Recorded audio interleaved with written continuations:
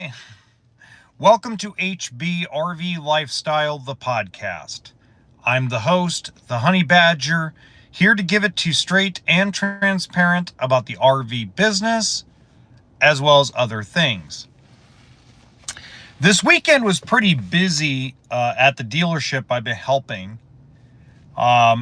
In fact, it may shock people, but for a small little dealership, we sold 10 trailers. Well, 10 towables. So we sold, fifth wheel. We sold some travel trailers.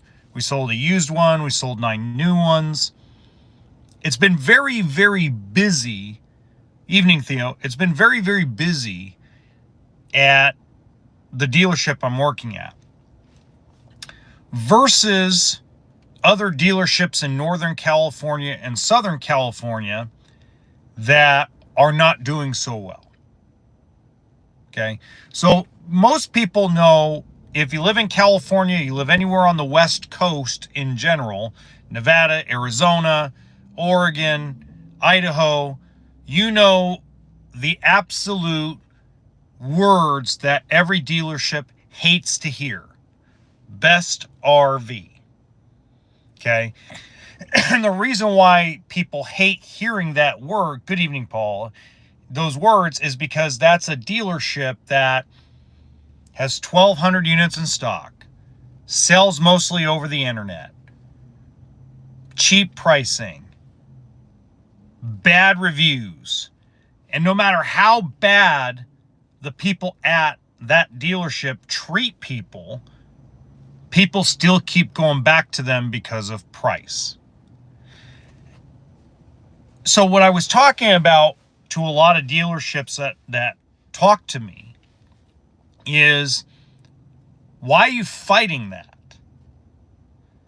Why not calculate what it would take for you to be able to sell those units? The problem is most people in the RV community this day and age do not want to negotiate a price, but they also don't want to pay a high price. Ever since the cell phone really came out, people just shop like, hey, we can go drive 500 miles. This is how it goes anymore. A lot of times you'll go to a show, go to a couple dealers, look around, find something you like, then you start hunting for prices on the internet. Now, most people, if they find a dealership that's 500-600 miles away and they're going to save $3,000 or $4,000 by driving 500 miles, they won't even contact their local dealer. They'll just get in their truck, get in their car, and drive the 500 miles to the dealer and buy the product. That's the majority of our consumer base in the RV world now. It's not like where it was, where you start up here, they offer down here, and you meet somewhere in the middle. No. The majority of the deals are, I see a price, I'm going to go buy it. Now, do people ask, hey, is there any wiggle room? Of course they're going to ask. 99 times out of 100, they're going to go, no, there's no wiggle room. What brought you here was the price, so there's no room to move. Okay, cool, let's hook it up and go. Or give me the keys, let's go, I'll pay for it. That's the majority of it. The guys I'm working with have kind of caught on to that, because the hardest part about adapting and adaptation is when you're used to doing something with a large scale company. Okay, so normally if a dealership in general is going to sell 40 or 50 RVs in a month, the employee size is normally around double what they average a month. That's the old school method of doing it. Now what's happening is a lot of these dealerships that are profitable have a skeleton crew, depend on social media, good website development, good SEO, good internet presence, and just beat the competitor in price. And that's because if you sell 40 units at an average of, let's say, 7% gross profit margin, while the big dog dealerships have to make 12 to 18% profit margin to pay their nut, the guy with the skeleton crew has the advantage. Because people don't care about reviews anymore. You could be a 1-star review dealership and be the cheapest person in the United States and sell out all your inventory. People no longer buy from people they like and trust. They now buy off the internet. And you have to adapt to that. Okay?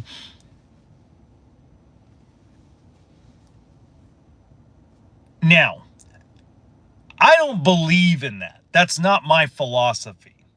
I've had to adapt with the philosophy. Okay? Realistically, if you're going to go travel 1,000 miles to save, in your mind, $2,000, $3,000,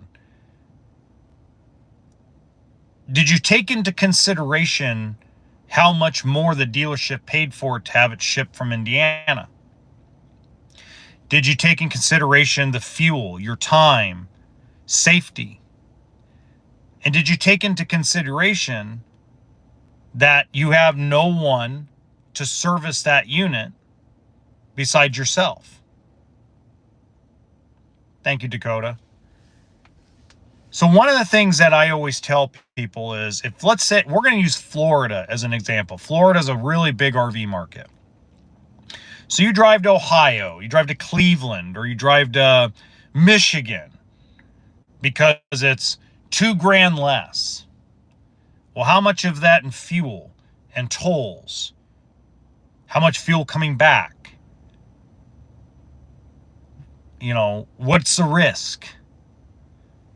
And remember, a lot of these states don't have lemon laws, especially in the Midwest. And if you get stuck buying something in Ohio and it's a lemon, you got to go back to Ohio to lemon law. So you have to drive back to Florida, from Florida to Ohio, which I know is not that far. I understand that. It's not like driving from California to Utah, okay? I understand down the East Coast, things are a lot closer. States are a lot smaller. I totally understand that. But the reality is when you don't give your local dealership a chance and you don't look at the bigger picture, people go out of business. Mom and pop dealerships, yes, don't have to make as much money compared to the big dogs. But who's going to service your unit?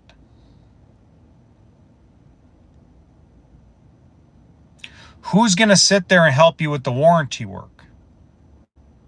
I can tell you right now that every place I've ever worked for, I bring a policy is if you bought it at a dealership 1,800 miles away, you are perfectly capable of driving it back there for warranty work. Because I can't control, in California, it costs $6,000 to tow a travel trailer, to have a travel trailer delivered from Indiana to California. A fifth wheel costs close to $8,000. The guy in Ohio, the guy in Michigan, pay almost nothing.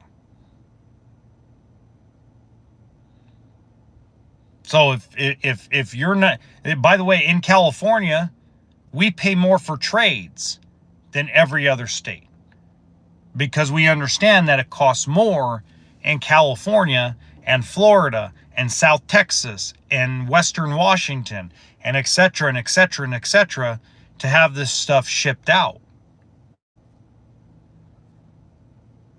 So if you're plainly driving 1,800 miles to save a few bucks, hey, you can drive back for all your warranty work. Just had that happen the other day. Guy walked in, drove 1,700 miles. By the time his gas, his time, his hotel, by the time he got back, he saved $650 on the travel trailer he bought. And you know what he came and told me? He told me it was because it was the principle of the thing. So I told him, great. And he goes, but my hot water heater won't work, so I just need it fixed under warranty. Great. The dealership in Ohio can help you out with that. He called the manufacturer. Manufacturer called me. You know what I told him? Okay, cool. I'll get him done before the year end. He's not going to be a priority. I have too many customers that have purchased at our dealership that are going to be far ahead of anybody that bought 1,800 miles away. And I hope that other dealers across the United States adapt that policy.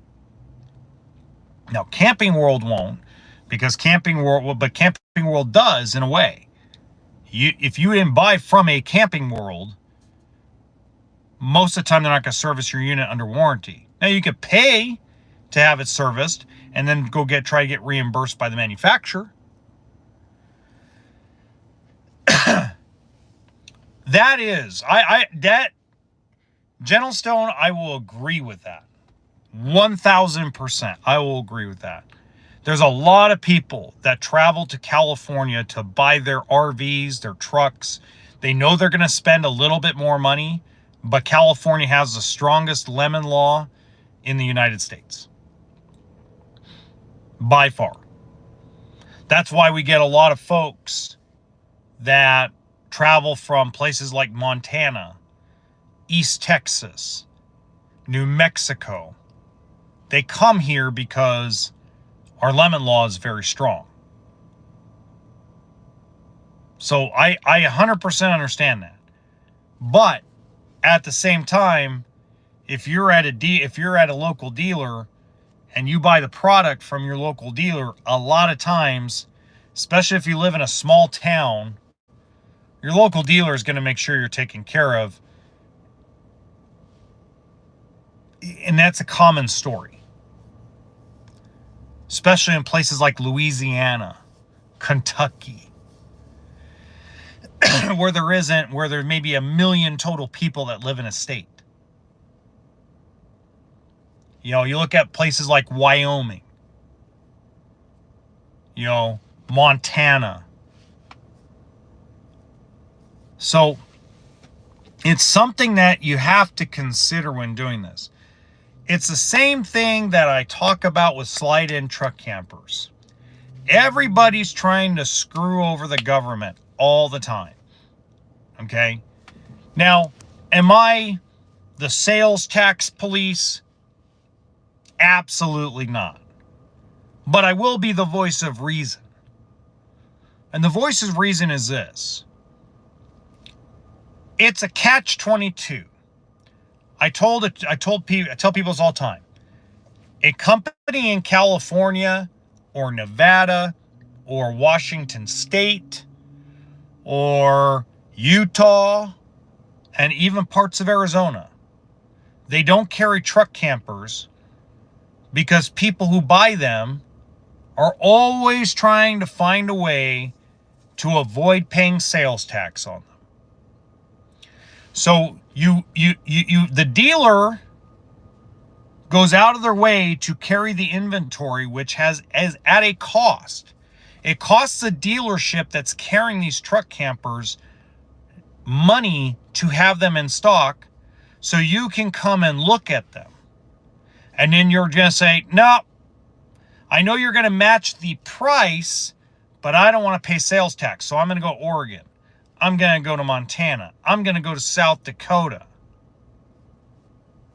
So you were going to screw over the company that was gracious enough to spend their own money on inventory for you, so you can go skip out because you don't want to pay Nevada sales tax or California sales tax or Colorado sales tax, etc., etc., etc. That's pretty shitty.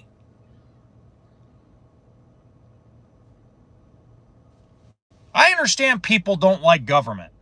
I get it. I understand everybody's trying to get a deal.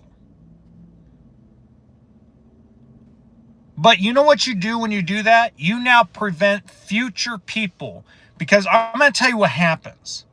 Dealerships see that start to happen and they go, fuck it, I'm not going to carry truck campers anymore. And then slowly but surely, there's only going to be 2 places in the world you can go see them.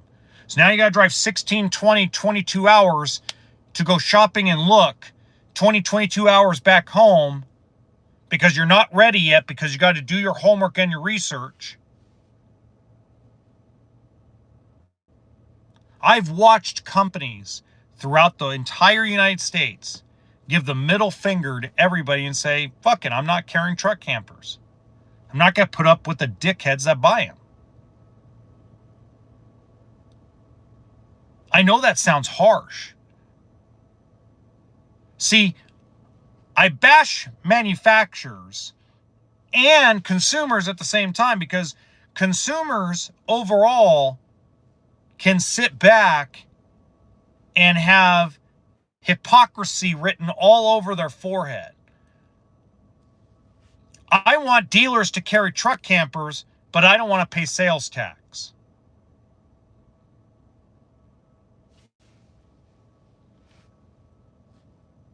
Okay. That's like saying, I want the 70-inch TV at Walmart, but I don't want to pay sales tax when I get to the register. I mean, it's like you got to have some sort of common sense and common courtesy to understand how the system works.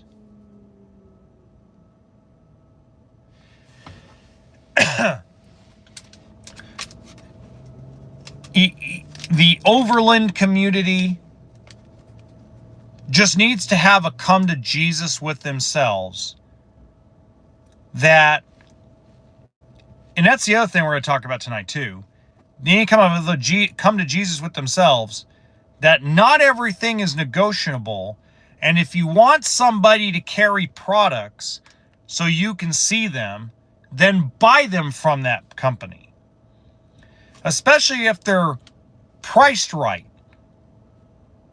or priced competitively. And just pay your sales tax and stop being, oh, but I don't want to pay it to Nevada. Oh, I don't want to pay it to Washington. Everybody pays tax at some point in their life. There's 3 things guaranteed. We're born, we pay taxes, and we die. 3 guarantees in the world. Get over it. That's the other thing we really need to talk about. I want to talk about a little bit about my last weekend. I was in Costa Mesa, California at the fairgrounds for the Overland show. And I got 3 takeaways from that show. Number 1, half of those companies that are building all these Overland products will be out of business in 2 years. Period in a report. That we have found, and I have found through the community I'm a part of, that today's buyers of motorhomes and Overland motorhomes are not spending $200,000, $300,000, $400,000 on a motorhome. Less than 0.25% of RV buyers are spending more than $150,000.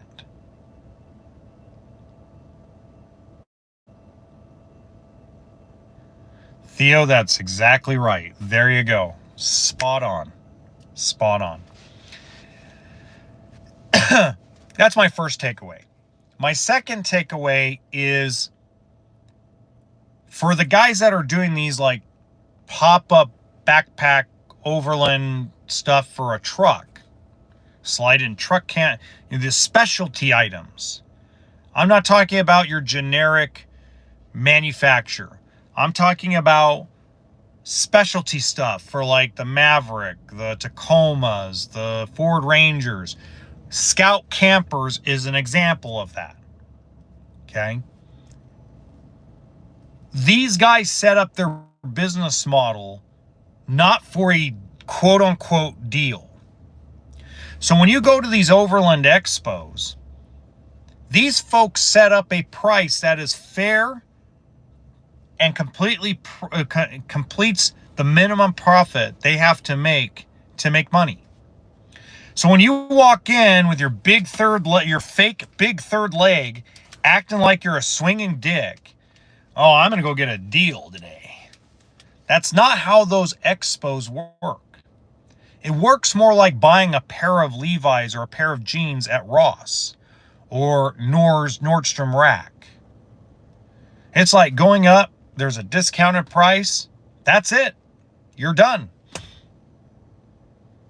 Over here, sir, you can pay for it by financing it or you can write a check for it. That's how easy this stuff is. Yet, and I want you to watch this, yet, people still show up at these silly events, which are really fun, actually. And they are silly, but they're a lot of fun. And want to act like an asshole. This isn't a Winnebago motorhome that starts at $300,000 MSRP and we're giving you 50 grand off. And then you offer 150 grand off and you meet somewhere in the middle because I came here for a deal. That's not the way that stuff works.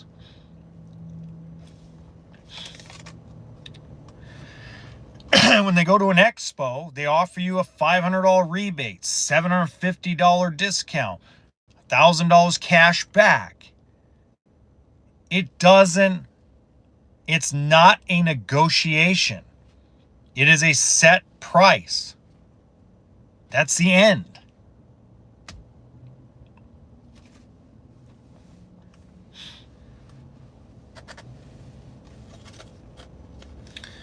Well, Todd, I'm going to tell you something else. Arctic Fox probably would have a dealer in Pennsylvania, but dealers probably are giving Northwood the middle finger about it because of the fact that people were probably traveling out of state to avoid whatever sales tax there was. So I used to work for, I'll give you a great example. I used to work for a company called Barber RV. They are out of business now, okay? So I can talk about them. I worked for a company called Barber RV in Ventura, California. Barber RV have been a Lance camper, host camper, and adventure camper dealer for 30 years when I got there, okay? Every single deal was a complete loser because in order for them to sell them, they had to basically eat the sales tax, which was $3,500, $5 grand, $6 grand, $7 grand in some cases. Otherwise, it would never sell. So what I did,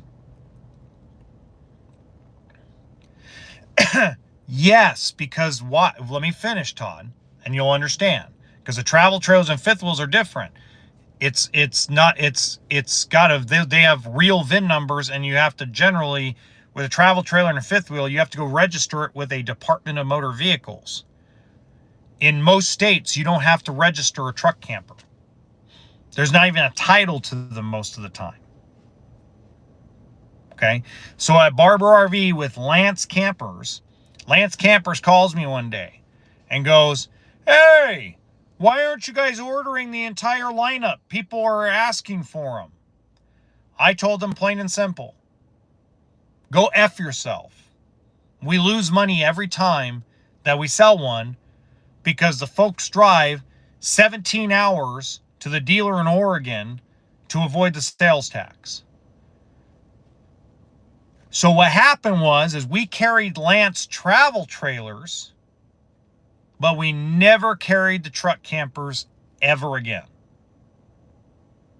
And when they went around, Lance went around, we said, you could sign whoever you want. We don't care. Sign a dealer with campers. We don't care. So they went around to all of Southern California looking for a dealer, and it took them 7 years to find a sucker. And when they found that sucker, he went out of business because, again, the way truck camper customers treat dealers is horrific. It's worse than how Grand Design was gaslighting their customers over frame failure and frame flex. Now, it's not every truck camper. I'll make sure this is clear. That's not every single truck camper consumer, because there's a lot of you that understand what I'm saying and buy from your local dealer that was gracious enough to spend their own money and put their own ass on the line to have that inventory. But see, it's a big population of people that don't give a rat's ass and only care about screwing over the government.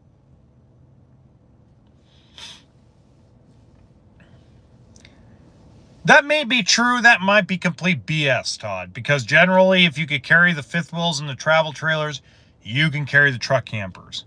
The problem is, if they're an hour away from a truck camper dealer in a zero sales tax state, I wouldn't carry them either. Plain and simple. If they were an 8-hour, 10-hour away drive, if they're 4 states across, I still wouldn't carry them. Because again, you're talking about $55,000 in costs that you pay interest on. And when I can go buy for one Arctic Fox truck camper, and I love Arctic Fox truck campers. I don't want anybody to think I don't love them. I love them. Okay? But, and the but is, for the same price as I pay as a dealer for an Arctic Fox 865 truck camper, I can buy 3 travel trailers that sell for under $20,000 and turn within 30 to 35 days. While one truck camper, I might lose my rear end on because of sales tax. So when this is the, if I could get the entire truck camper community to understand this concept and actually care about this concept. I know a lot of you guys do, and a lot of you understand it and buy from your local dealer if it's within reason. But there's only so much that somebody can do before they go, screw this. I told host campers, this was 10 years ago, I told host campers, if you'll write me a check back for the sales tax that I'm eating on every deal, I'll keep your product in stock. Oh, we're not going to do that. Oh, okay. Then we don't need to carry your product anymore. For the $65,000 I was paying for a host truck camper, I could have 5 travel trailers that I could sell for $16,900, $17,900, make $2-3 grand, and they turn in 30 days. While that host camper I can only sell once, and it usually takes a year because everybody has to do their homework and research, and I might lose $500 or $600 to sell it.